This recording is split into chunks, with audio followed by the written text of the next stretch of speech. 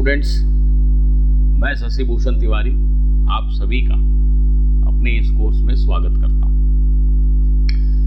भौतिकी की पढ़ाई में गणित का, मैथमेटिक्स का बहुत अहम योगदान है और भौतिकी में मास्टर बनने के लिए, प्रवीणता हासिल करने के लिए आवश्यक है कि हमें गणित का अच्छा खासा ज्ञान हो।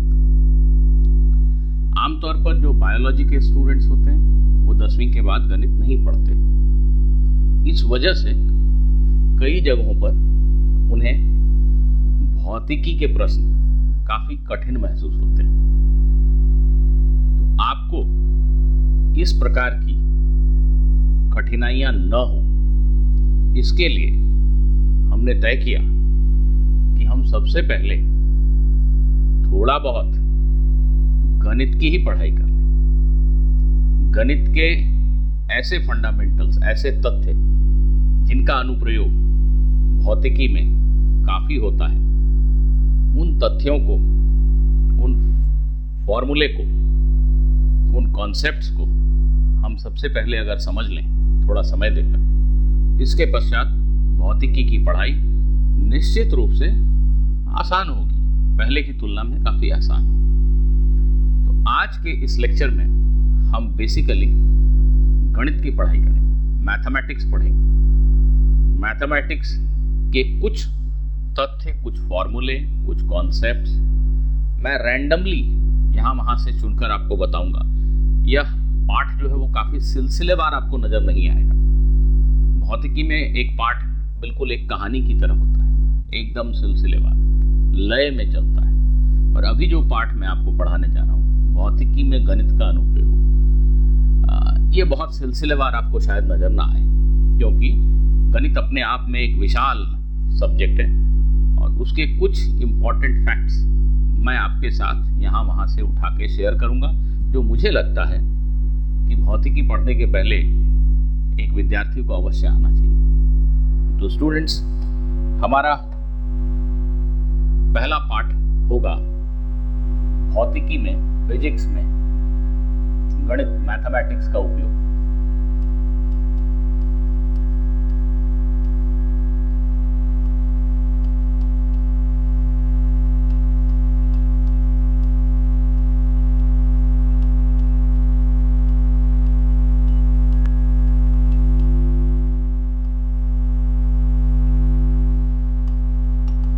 Application of mathematics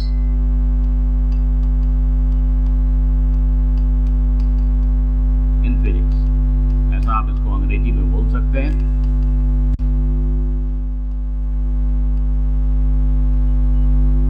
चलिए, ऑफ कोर्स हम ये मान के चलेंगे कि गणित की मूल प्रक्रियाएं, जोड़, घटाव, गुणा, भाग, वर्गमूल निकालना, एक द्विघात समीकरण को हल करना, दो रेखीय समीकरणों को हल करना, ऐसी चीजें जो आपने 10वीं कक्षा में पढ़ी होती हैं वो आपको पता है, ये हम मान के चलेंगे। सबसे पहला कॉन्सेप्ट जो हम यहाँ पे कवर करेंगे वो है कोण, वो है एंगल।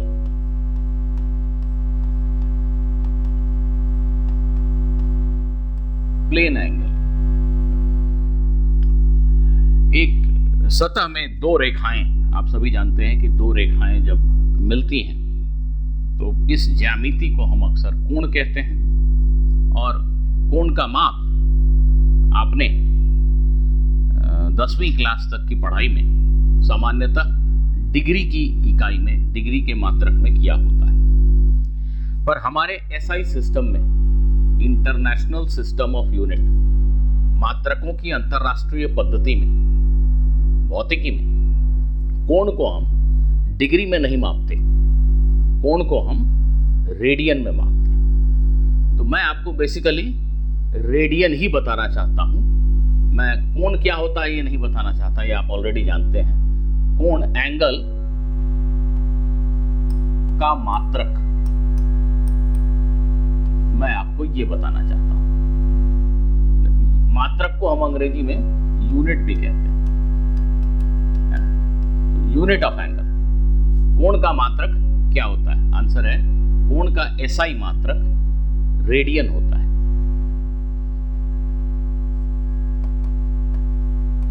एंगल का एसआई मात्रक रेडियन होता है। इसको शॉर्ट में हम ऐसे लिखते हैं RAD।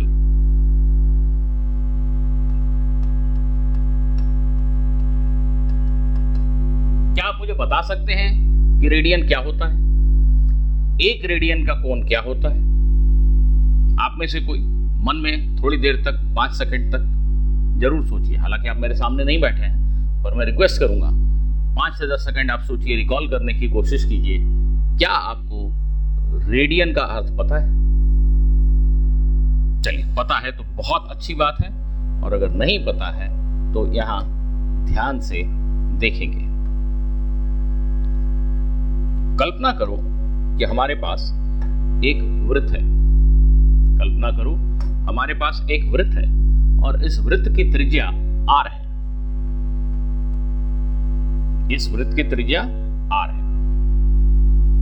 इस वृत्त के ऊपर हम एक चाप की कल्पना करते हैं, एक आर्क, एक चाप की कल्पना करते हैं। यह हमारा चाप है, यह हमारा आर्क है।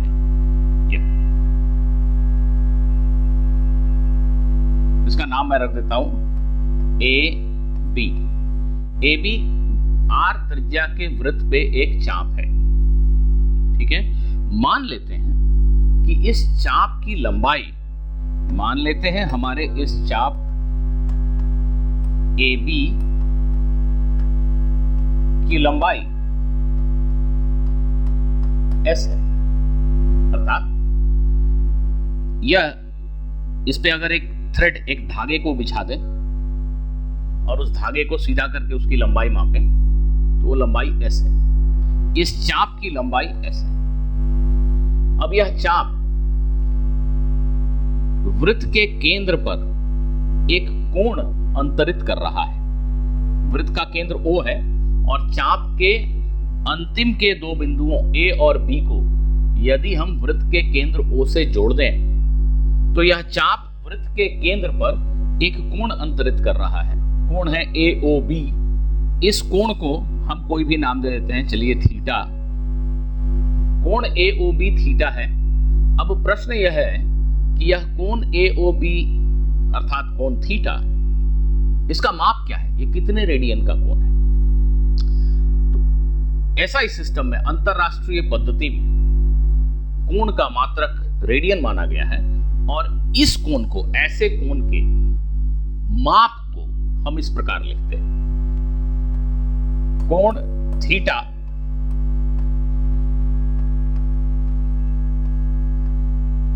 रेडियन प्रणाली में, रेडियन मात्रक में उसका माप होता है S/R। क्या कह रहा हूं मैं?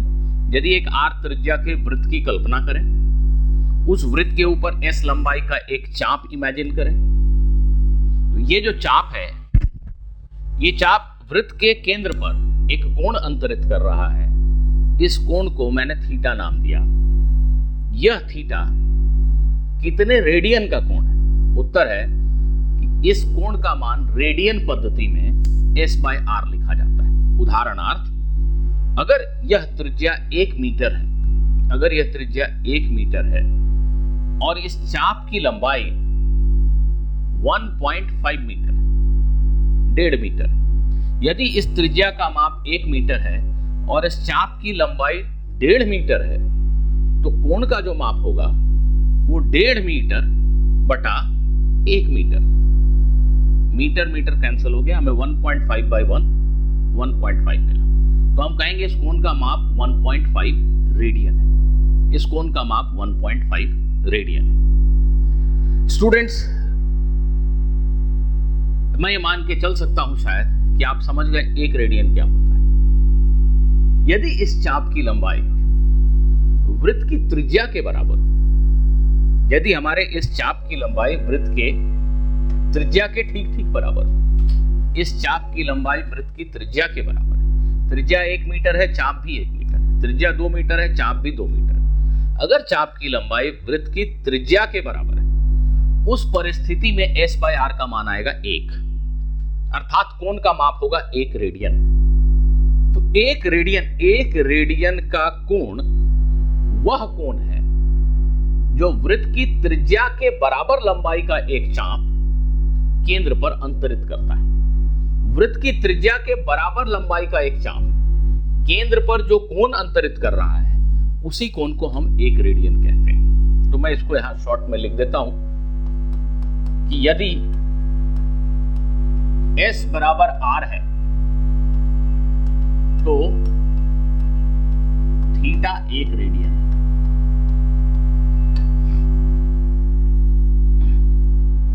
दोस्तों,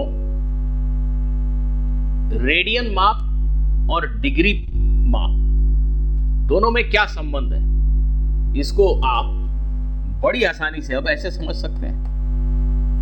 फिर से कल्पना करें कि हमारे पास एक वृत्त है। यह माने कि वृत्त के 1/4 परिधि के बराबर लंबाई का एक चाप है, अर्थात मैं चाप AB की बात कर रहा हूं। यह कोण AOB हम सभी समझते हैं कि डिग्री प्रणाली में इसका माप 90 अंशों का होता है, 90 डिग्री का यह कोण है। हमारे रेडियन प्रणाली में इस कोण का माप क्या होगा, हम ऐसे सोच सकते हैं। यह जो चाप है A से B तक, इस चाप की लंबाई कितनी है? इस चाप की लंबाई कितनी है? देखिए, चाप AB की जो लंबाई होगी वो वृत्त की परिधि का 1/4 होगा। तो यदि यह वृत्त R त्रिज्या वाली है, इसकी परिधि 2πr/4, अर्थात 12πr। यह हमारे इस चाप की लंबाई है। अब जो कोण को रेडियन में एक्सप्रेस करने की, व्यक्त करने की परिभाषा हमने पढ़ी, उसके हिसाब से यह कोण कितने रेडियन का कोण हुआ? चाप की लंबाई बटा त्रिज्या। यह है चाप की लंबाई, इसको R से भाग किया तो क्या मिला? π/2। अरे भाई, मिला कि नहीं? तो यह कोण कितना है? π/2 रेडियन है। हम आप सभी जानते हैं कि यह कोण 90 अंशों का कोण है, 90 डिग्री का कोण है। इससे हम इस कंक्लूजन पे पहुंचे कि π/2 रेडियन 90 डिग्री के बराबर होता है, अर्थात पाई रेडियन 180 डिग्री के बराबर होता है। पाई रेडियन 180 डिग्री के बराबर होता है। इन एक्सप्रेशंस में क्या पाई वही 22/7 है, 3.14? उत्तर है हाँ, वही तो है। वृत्त की परिधि 2πr जब लिखते हैं तो पाई क्या होता है? 3.14, लगभग 22/7। जी हाँ, हम उसी 22/7 की बात कर रहे हैं। 22/7 रेडियन का कोण 180 डिग्री के बराबर होता है, हम यही कह रहे हैं। तो अगर आपसे कोई पूछता है कि 1 डिग्री का कोण कितने रेडियन के बराबर हुआ, 1 डिग्री का कोण कितने रेडियन के बराबर हुआ, तो हम कह सकते हैं 1 डिग्री का कोण, देखिए 180 डिग्री का कोण पाई रेडियन, तो 1 डिग्री का कोण π/180 रेडियन के बराबर हुआ। π/180 रेडियन, हाँ आप ठीक समझ रहे हैं, इसका मान 3.14 डिवाइडेड बाय 180 रेडियन, आप ठीक समझ रहे हैं। 1 डिग्री का कोण 3.14 बाय 180 रेडियन के इक्वल हुआ, बिल्कुल सत्य बात। 1 रेडियन कितने डिग्री का कोण हुआ, ये भी आप बता सकते हैं। 3.14 रेडियन 180 डिग्री, तो 1 रेडियन 180/3.14 डिग्री, मोटा मोटी शायद 57 डिग्री के आसपास।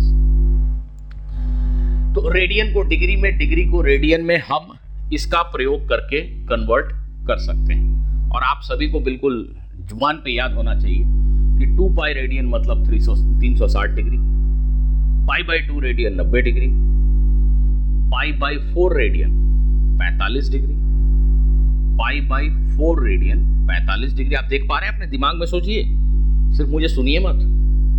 Pi by 4 radian 45 degree, pi by 3 radian 180 का 1/3 60 degree, pi by 6 radian 30 degree. तो इस एक्सप्रेशन को देखकर 2 मिनट तक मन में सोचिए कि 30 डिग्री को रेडियन में लिखना है तो कैसे लिखेंगे। 30 डिग्री इसका 1/6 है, 1/6 है, तो पाई बाई 6 रेडियन। 60 डिग्री को अगर हमें रेडियन में लिखना है तो कैसे लिखेंगे। 60 डिग्री इसका 1/3 है, पाई बाई 3 रेडियन। 90 डिग्री इसका आधा है, पाई बाई 2 रेडियन। ऐसे थोड़ा सोचिए। 45 डिग्री पाई बाई 4 रेडियन। सो मैं उम्मीद करता हूं कि आपको रेडियन और डिग्री में संबंध समझ में आ गया। चलिए यहां पर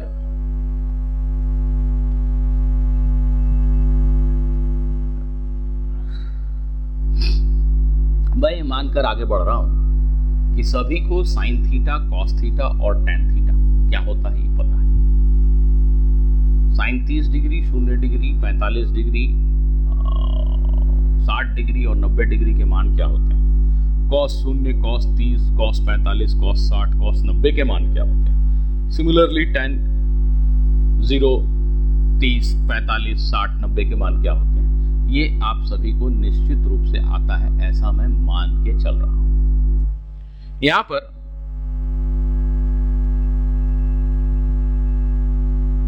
सिर्फ ये रिक्वेस्ट आपसे करूंगा, 90 डिग्री से 180 डिग्री तक के कोण के लिए त्रिकोणमितीय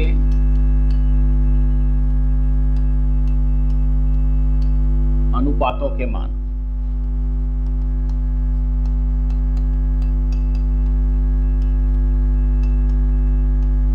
इसका उपयोग, यहां पे मैं जो थोड़ी सी बातें आपको बताने जा रहा हूं, इसका उपयोग कई प्रकार के प्रश्नों में आपको भौतिकी में दिखता है और सामान्यतः 10वीं क्लास तक आपने ये नहीं पढ़ा होता है। तो 90 डिग्री से 180 डिग्री तक के कोण के लिए त्रिकोणमितीय अनुपातों का मान, इसमें मेनली साइन और कॉस आप याद कीजिए। ऐसे sine theta, cos theta,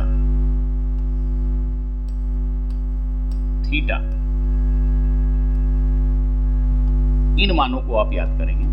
120 degree के लिए, 135 डिग्री के लिए,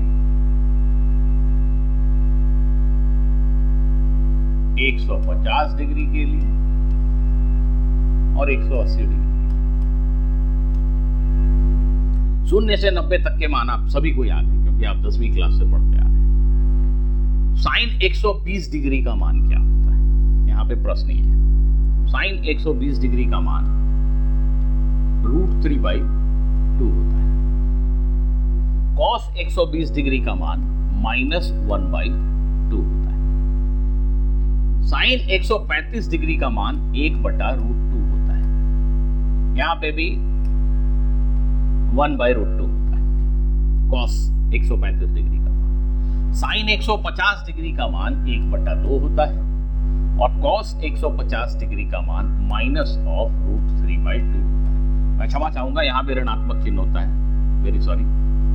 कॉस वाले पूरे लाइन में हर जगह ऋण चिन्ह है। कॉस 180 डिग्री का मान, कॉस 180 डिग्री का मान -1 होता है। साइन 180 डिग्री का मान 0 होता है। ध्यान दीजिए, इस टेबल को आपको निश्चित रूप से याद करना है। कॉस थीटा का मान ऋणात्मक क्यों होता है, तो इसके पीछे बहुत परेशान होने की भी आपको आवश्यकता नहीं है, ये गणित वालों के लिए छोड़ देते हैं। हम सिर्फ इन मानों को याद कर लें। कॉस 120, cos 135, cos 150 और cos 180 डिग्री के मान 90 डिग्री से बड़े कोण के लिए, 90 से 180 तक के कोण के लिए, अधिक कोण के लिए cos थीटा का मान ऋणात्मक होता है। cos थीटा का मान ऋणात्मक है, -1/2, -1/√2, -√3/2 और -1, और sin थीटा का मान धनात्मक ही रहता है। 0 से 180 डिग्री तक sin थीटा का मान हर जगह धनात्मक होता है।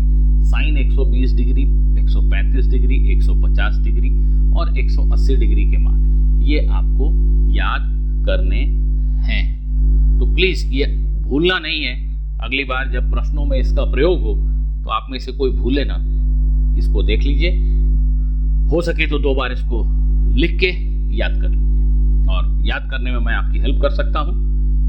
ये √3/2, 1/√2 और हाफ, ये उल्टे क्रम में यहां लिखिए, हाफ, 1/√2, √3/2, एक ऋण चिन्ह के साथ। यहां 0 है, यहां 1 है।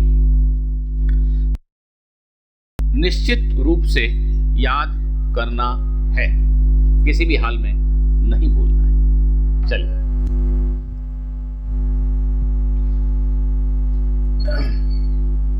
एक और इंपॉर्टेंट कॉन्सेप्ट यहां त्रिकोणमिति से ही जुड़ा मैं आपको जरूर बताना चाहूंगा। बहुत छोटे कोण के लिए, 0 के बिल्कुल करीब कोई कोण है, अत्यंत सूक्ष्म कोण के लिए, एक छोटे कोण के लिए जब कोण थीटा काफी छोटा है, आप कन्विंस हैं कि छोटा है, सूक्ष्म है, टिपिकली लेस देन 5 डिग्री, जब थीटा 5 डिग्री से भी छोटा कोण है मोटा मोटी। हालांकि जो मैं बताने जा रहा हूं उसको 10 डिग्री तक होने से भी अगर आप यूज कर लेंगे तो चलेगा, बहुत बड़ा एरर नहीं होगा। जब कोण थीटा छोटा है, इस दशा में साइन थीटा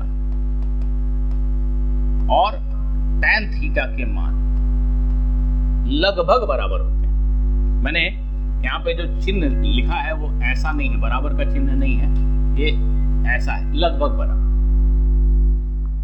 साइन थीटा और टैन थीटा के मान लगभग बराबर होते हैं और ये दोनों ही लगभग थीटा के बराबर होते हैं। ये दोनों ही लगभग थीटा के बराबर होते हैं, जबकि कॉस थीटा का मान लगभग 1 के करीब होता है। आप सभी को याद होगा कॉस 0 डिग्री का मान 1 होता है। तो जी मैं ये कह रहा हूं कि अगर 1 डिग्री का कोण है, 3 डिग्री का कोण है, 4 डिग्री का कोण है, कॉस 1 डिग्री का मान आपको लिखना है और मान लीजिए इसका मान किसी प्रश्न में नहीं दिया हुआ है तो घबराना नहीं है। ये 1 डिग्री का कोण 0 के बेहद करीब है और इसका मान लगभग 1 ही होगा। एकदम एक्यूरेटली जाएंगे तो 0.999 ऐसा कुछ मान होगा, पर लगभग इसका मान 1 लिखा जा सकता है। तो मैंने ये लिखा है कॉस थीटा का मान लगभग 1 है। 1 degree, 2 degree, 3 degree, 4 degree, 5 degree का कोण भी अगर है, अगर आप कॉस थीटा के मान को 1 लिख देते हैं तो चलेगा, कोई बहुत बड़ी त्रुटि नहीं होने वाली। ठीक इसी प्रकार से बहुत छोटे कोणों के लिए साइन थीटा और टैन थीटा का मान लगभग थीटा के बराबर होता है। जब मैं ऐसा बोल के आगे बढ़ता हूं और थोड़ी देर के बाद वापस मुड़कर अपने स्टूडेंट से ये पूछता हूं कि बेटा बताओ साइन 1 डिग्री का मान कितना है, तो अक्सर लोग गलतियां करते हैं। आपसे भी पूछ रहा हूं साइन 1 डिग्री का मान क्या है। स्टूडेंट्स ध्यान रहे, इस कोर्स में हमारा फॉर्मेट ही ये है कि जब भी मैं आपके सामने एक प्रश्न को रखता हूं, आप बिना किसी से पूछे वीडियो को पॉज कर दीजिए, रोक दीजिए, उस प्रश्न का उत्तर स्वयं पाने की कोशिश कीजिए।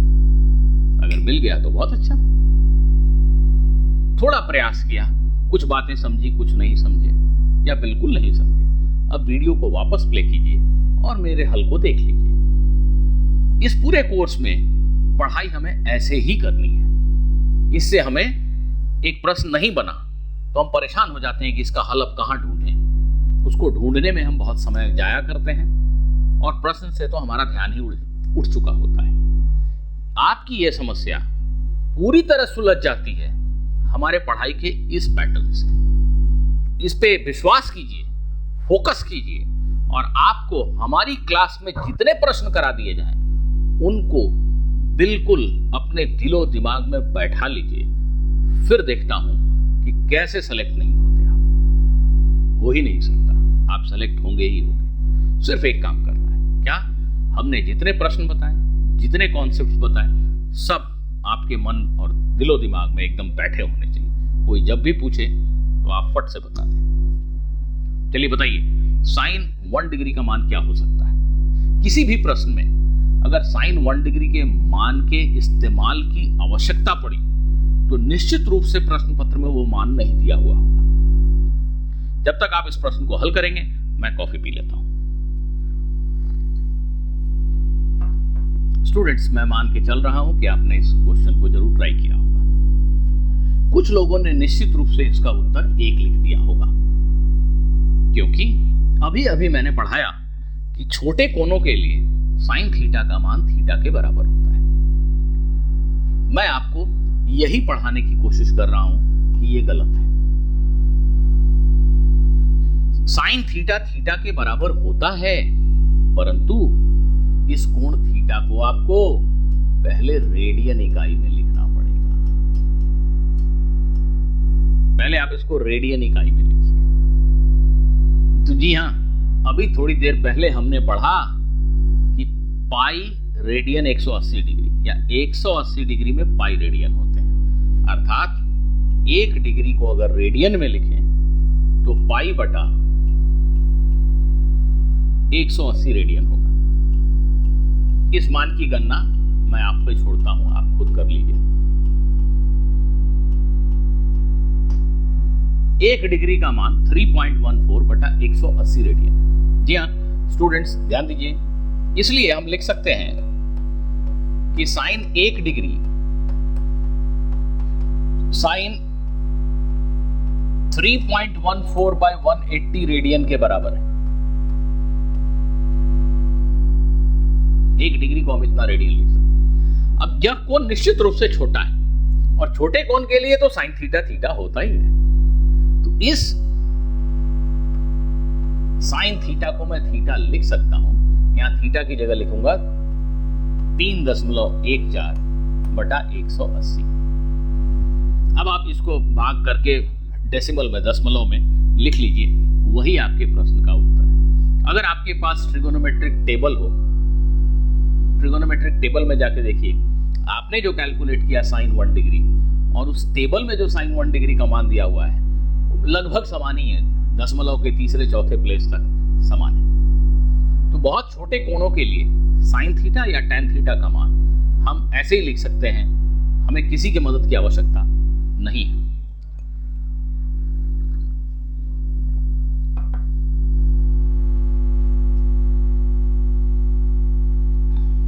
चलिए,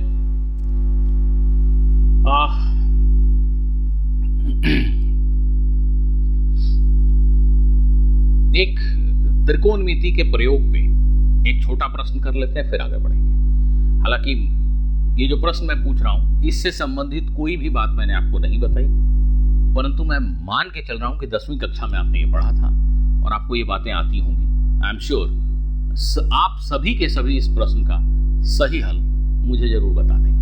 तो एक त्रिकोणमिति की बात चली है, इसलिए त्रिकोणमिति से संबंधित एक प्रश्न। ये प्रश्न अनर्गल कुछ भी मैथमेटिक्स के प्रश्न नहीं है। ऐसी चीजें आपको भौतिकी में सैकड़ों जगह करनी पड़ती है। मैं यहाँ जो भी प्रश्न पूछ रहा हूँ, गणित की जो भी बातें कर रहा हूँ, ये सब आपको आगे कहीं ना कहीं किसी न किसी प्रश्न में निश्चित रूप से काम आने वाले हैं। ठीक है, तो मैं भौतिकी का टीचर हूँ। मुझे लगता है कि फिजिक्स में जो जो मैथमेटिक्स के कॉन्सेप्ट यूज होते हैं मैं बच्चों को पहले थोड़ा बता दूं, फिर आगे बढ़ेंगे। ठीक है, तो बताइए, यह एक त्रिभुज है, यह एक समद्विबाहु त्रिभुज है, आइसोस्केलस ट्रायंगल, समद्विबाहु।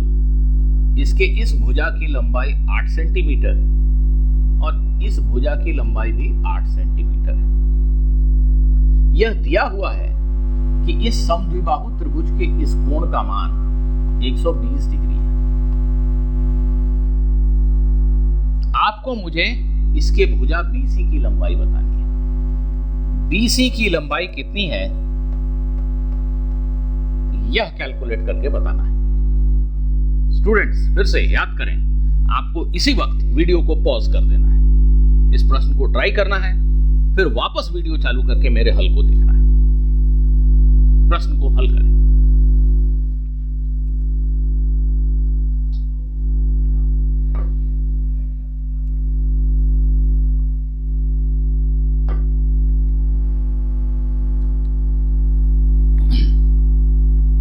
मैं मानता हूं कि आप सभी ने निश्चित रूप से इसको ट्राई किया होगा और कई लोगों ने इसका हल भी प्राप्त किया होगा। इसको हल करने का एक सरल तरीका यह हो सकता है, हम शीर्ष A से सामने की भुजा BC पे एक लंब गिराते हैं, इस बिंदु का नाम D रख देते हैं। आप सभी को इतना ज्ञान अवश्य है कि यदि यह एक समद्विबाहु त्रिभुज है और हमने यहां शीर्ष से सामने की भुजा पे एक लंब डाला है, तो यह रेखा इस कोण को समद्विभाजित करती है, अर्थात ये 120 डिग्री का कोण दो बराबर के हिस्सों में बढ़ जाता है। यह कोण निश्चित रूप से 60 डिग्री का है और यह कोण भी 60 डिग्री का है। अब यदि मैं इस समकोण त्रिभुज ADC की बात करूं, समकोण त्रिभुज ADC को देखिए, त्रिभुज ADC में अगर आप ध्यान से देखें तो मुझे इस भुजा की लंबाई ज्ञात है, यह 90 अंशों का कोण है, यह 60 है, यह 30 है, अर्थात इस समकोण त्रिभुज के कोणों के मान हमें ज्ञात हैं, एक भुजा की लंबाई दी हुई है। ऐसी परिस्थिति में त्रिकोणमिति का प्रयोग करके हम इस समकोण त्रिभुज के अन्य दो भुजाओं की लंबाई को भी बड़ी आसानी से लिख सकते हैं। ये जो समकोण त्रिभुज है इसमें एक भुजा की लंबाई और सभी कोणों के मान ज्ञात हैं। ऐसी परिस्थिति में हम त्रिकोणमिति का प्रयोग करके इस समकोण त्रिभुज के सभी भुजाओं की लंबाई को बड़ी आसानी से लिख सकते हैं। उदाहरण के लिए मुझे भुजा DC की लंबाई लिखनी है तो मैं यह देखता हूं कि अगर यह कोण थीटा, मान लिया थीटा, दत्त कोण 60 डिग्री है, लेटर से थीटा, इसको थीटा मानूं तो इस समकोण त्रिभुज में 90 डिग्री के सामने वाली भुजा कर्ण होती है, यह हाइपोटेनियस कर्ण है। और ये जो कोण आप कंसिडर कर रहे हैं थीटा, यह कोण और 90 डिग्री के बीच में जो भुजा है यह आधार होती है और इस कोण के ठीक सामने वाली भुजा लंब कहलाती है। तो यदि मैं इस त्रिभुज में साइन 60 डिग्री को लिखूं, इस कोण का साइन लिखने की कोशिश करूं तो कैसे लिखूंगा? इसके सामने वाली भुजा है लंब अर्थात DC और इसके कर्ण का माप है 8। तो साइन 60 डिग्री DC बटा 8 हो गया। अब हमने याद किया हुआ है साइन 60 डिग्री का मान हम सभी को याद है, तो इस छोटे से समीकरण से हमें भुजा DC की लंबाई मिल गई। यहां पर भुजा DC की जो लंबाई है वो 8 गुना साइन 60 डिग्री हो गई। साइन 60 डिग्री √3/2 होती है, अर्थात 4 इंटू √3। DC की लंबाई 4 इंटू √3 हो गई। और शायद इतनी बात सभी समझते हैं कि ये जो दोनों त्रिभुज हैं ये बिल्कुल सर्वांग सम है और DC की जितनी लंबाई है उतनी ही लंबाई BD की भी है। DC की लंबाई 4√3 है तो BD की लंबाई भी 4√3 है, अर्थात भुजा BC की लंबाई, ये BC की लंबाई DC की लंबाई की दुगनी है, इसकी दुगनी अर्थात 8√3 सेंटीमीटर। दोस्तों त्रिकोणमिति के इस ज्ञान से हमने बड़ी आसानी से इस प्रश्न को हल कर दिया। यदि आपसे यह पूछा गया होता कि इस भुजा AD की लंबाई निकालो, तो क्या करते आप? जरा 1 मिनट सोच के देखिए। भुजा AD की लंबाई निकालो, अर्थात इस त्रिभुज ABC की ऊंचाई ज्ञात करो, तब आप क्या करते आप? इस बार आप इसी त्रिभुज में साइन 60 डिग्री की बजाय कॉस 60 डिग्री का उपयोग करते। आप ऐसा लिख सकते थे कि cos 60 डिग्री का मान AD बाई AC के इक्वल है। AD बाई AC के इक्वल है, क्योंकि इस त्रिभुज में ये 90 डिग्री का कोण और ये थीटा 60 डिग्री, इनके बीच की ये भुजा, ये आधार है। आधार बटा कर्ण को cos थीटा कहते हैं। तो cos 60 डिग्री AD बटा 8 हुआ। अब cos 60 डिग्री का मान 1/2 होता है। AC का मान 8 सेंटीमीटर दिया हुआ है, तो AD का मान ज्ञात हो गया 4 सेंटीमीटर।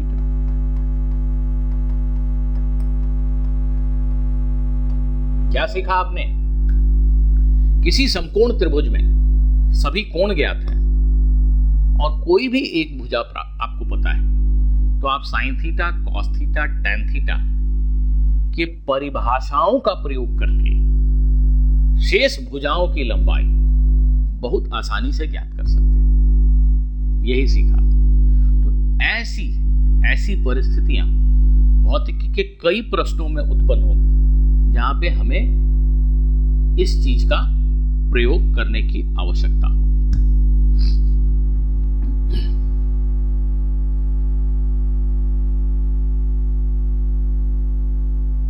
ठीक है स्टूडेंट्स, हम आगे बढ़ते हैं।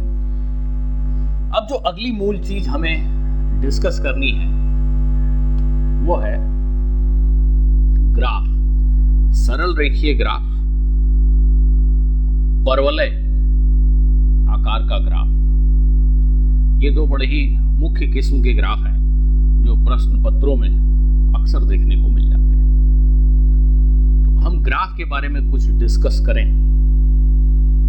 यहाँ पे थोड़ा सा हमें कोऑर्डिनेट ज्योमेट्री की पढ़ाई पढ़नी पड़ेगी। मैं फिर से याद करा दूं, ये चैप्टर बड़ा ही रैंडम सा चैप्टर है। इसमें कोई सिलसिलेवार अभिव्यक्ति की उम्मीद आप मुझसे ना करें, क्योंकि मैथमेटिक्स के जो कॉन्सेप्ट, मैथमेटिक्स एक विशाल सब्जेक्ट है, उसके जो कॉन्सेप्ट हमें भौतिकी में बेहद जरूरी पड़ने वाले हैं, हम उनको वापस याद करने की कोशिश कर रहे हैं। ये बहुत जरूरी है, इसके बगैर हमारी भौतिकी की पढ़ाई आगे बढ़ नहीं पाएगी, ब्रेक लग जाएगा। तो अब मैं कुछ ग्राफ के बारे में बात करता हूं आपसे। तो कई बार मैंने ये पाया है कि हमारे दोस्त, मतलब मेरे विद्यार्थी, कई बार मैंने पाया है कि ग्राफ क्या चीज है, उसको कैसे रीड करना है, यही नहीं समझ पाते। तो परेशानी की जड़ से हम अपनी परेशानी दूर करना प्रारंभ करेंगे, जड़ को ही मिटाने की कोशिश करते हैं। थोड़ी सी चर्चा ग्राफ के बारे में। देखिए, कल्पना करो कि एक फिजिसिस्ट, एक भौतिकवेता, जैसे कि आप प्रयोगशाला में एक प्रयोग कर रहे हैं। उन्होंने एक बीकर में जल लिया और इसको एक बर्नर के माध्यम से गर्म करना प्रारंभ किया। इस बीकर में जो जल है उसका तापमान मापने के लिए उन्होंने एक थर्मोमीटर लगाया।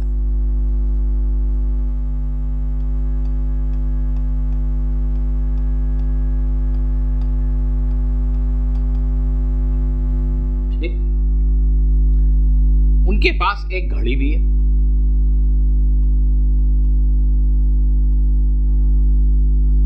जिस समय उन्होंने अपना प्रयोग शुरू किया, जिस समय ये हीटर ऑन किया, जिस समय ये बर्नर ऑन किया, ठीक उसी समय उन्होंने अपना घड़ी भी ऑन किया और अलग अलग समय पर वो इस थर्मोमीटर की रीडिंग को रिकॉर्ड करते चले गए। उन्होंने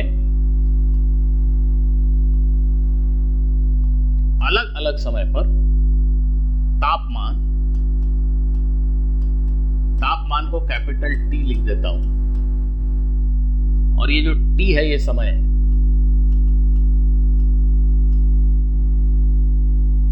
तो जब समय शून्य था, अर्थात जिस समय उन्होंने अपनी घड़ी ऑन की, अभी बर्नर जलाया, घड़ी ऑन की, इस समय थर्मोमीटर की प्रारंभिक रीडिंग जो थी मान लो 20 डिग्री सेल्सियस थी। तो समय जब शून्य था तो तापमान 20 डिग्री सेल्सियस था। इसके पश्चात उन्होंने 1 मिनट बीतने के बाद जब घड़ी की सुई 1 मिनट घूम गई, समय 1 मिनट आगे बढ़ गया, उस समय फिर से तापमान को नोट किया। 1 मिनट समय जब हुआ, प्रयोग प्रारंभ होने के बाद 1 मिनट का समय बीत चुका है, उन्होंने तापमान को नोट किया तो तापमान 23 डिग्री सेल्सियस मिला। 2 मिनट के पश्चात, 2 मिनट बीत चुका है, उन्होंने फिर से तापमान नोट किया, 26 डिग्री सेल्सियस मिला। 3 मिनट बीत चुका है, उन्होंने फिर से तापमान नोट किया, 29 डिग्री सेल्सियस मिला।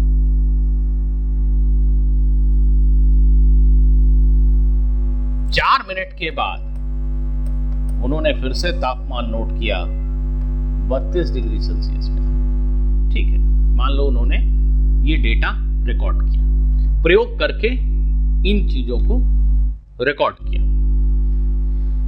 एक फिजिसिस्ट ने एक एक्सपेरिमेंट में, एक प्रयोग के दौरान जो भी डेटा प्राप्त किया, उस डेटा को वो एक तालिका के रूप में इस प्रकार प्रेजेंट कर सकता है, दिखा सकता है।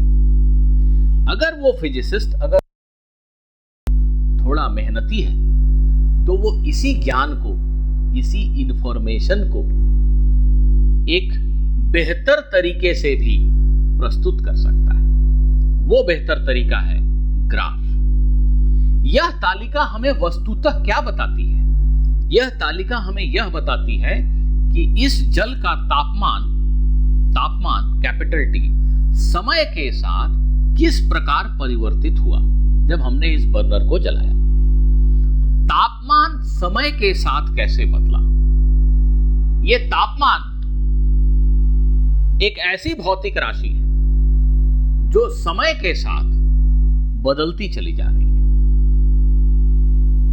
समय को हम इंडिपेंडेंट क्वांटिटी कहते हैं। एक स्वतंत्र भौतिक राशि है, वो बर्नर जलाओ या ना जलाओ, समय तो बीतता ही जा रहा है, वो अपनी गति से चलता जा रहा है, वो स्वतंत्र राशि है। ये तापमान जो है ये डिपेंडेंट राशि है, अर्थात ये तापमान एक ऐसी राशि है जो इस स्वतंत्र राशि समय के बदलने से बदल रही है।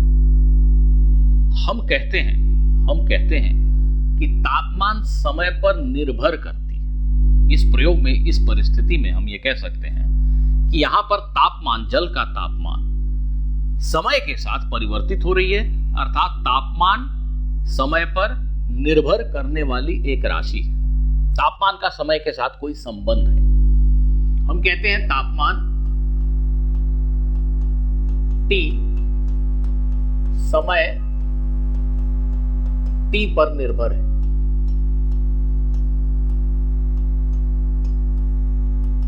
समय के साथ तापमान का मान बदल रहा है।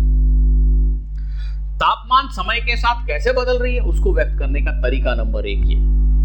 तरीका नंबर 2 है कि हम एक ग्राफ बनाते हैं। हम एक ग्राफ बनाते हैं।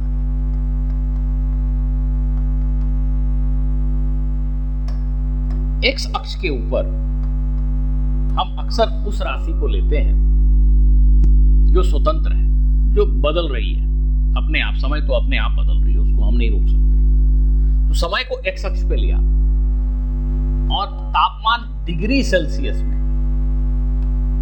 तापमान को हम डिग्री सेल्सियस में सूचित कर रहे हैं, तापमान को वाई अक्ष पे लिया। वाई अक्ष पे वो राशि है जो दूसरी राशि पे निर्भर है। अब हम ग्राफ कैसे बनाना आप सभी शायद जानते हैं। जब समय शून्य है उस समय तापमान का मान 20 डिग्री सेल्सियस है। ये 20 डिग्री सेल्सियस मान लीजिए यहां पे। जब समय 1 मिनट हुआ तो तापमान का मान, समय 1 मिनट हुआ, यहां बार बार मिनट लिखने की आवश्यकता नहीं, यहां लिख दिया कि समय जो है मिनट में नापा जा रहा है, तापमान डिग्री सेल्सियस में मापा जा रहा है। जब समय 1 मिनट हुआ तो तापमान बढ़ करके 23 डिग्री सेल्सियस हो गया। ये 23 है, 20 के बाद ये 23 है। यहाँ पे मैंने वो स्केल नहीं बनाया पर 23 है, आप इतना समझते हैं। तापमान समय 2 मिनट हुआ तो ये 26 डिग्री हो गया। समय 3 मिनट हुआ तो तापमान 29 डिग्री हो गया। ऐसे ही समय 4 मिनट हुआ तो ये तापमान 32 डिग्री हो गया।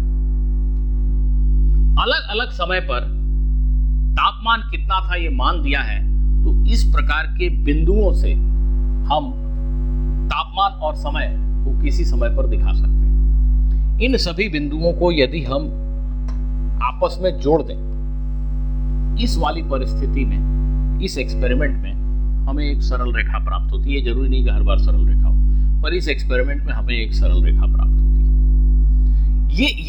ये जो रेखा है ये तापमान और समय के बीच का ग्राफ कहलाती है। ये तापमान और समय के बीच का ग्राफ है। तापमान समय के साथ कैसे बदल रहा है इस तालिका को देख के भी समझा जा सकता है और इस ग्राफ को देख के भी समझा जा सकता है। इस ग्राफ को देखकर एक व्यक्ति समझ जाता है कि अच्छा, तापमान जो है वो समय के साथ बढ़ता ही चला जा रहा है और 4 मिनट के समय अंतराल में तापमान 20 से बढ़कर 32 हो गया। ये बात तो समझ में आ रही है इस ग्राफ से भी। किसी भी समय पर तापमान का मान क्या है ये जानने के लिए हम इस ग्राफ का उपयोग कर सकते हैं। इनफैक्ट इस तालिका को देखकर एकदम से नहीं दिखता कि 2.5 मिनट पे तापमान क्या था, पर इस ग्राफ को देखकर हम इमीडिएटली, अगर अच्छे से ग्राफ पेपर पे बनाया है तो ये 2.5 मिनट पे तापमान कितना था, 2.5 मिनट पे तापमान कितना था तुरंत देख सकते हैं। तो ग्राफ एक ऐसी विधि है जिससे हम इस तालिका को, इस जानकारी को ज्यादा बेहतर तरीके से एक्सप्रेस कर सकते हैं। अब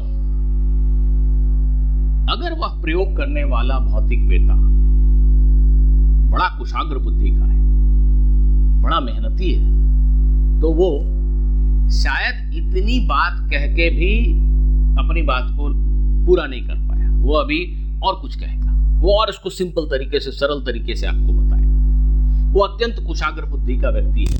वह आपसे कहेगा, थोड़ा सा मेहनत करने के बाद, 1-8 घंटे हो सकता है उसको मेहनत करना पड़ जाए, इसके बाद वो बताएगा कि जो तापमान है वो समय के साथ इस प्रकार बदल रही है।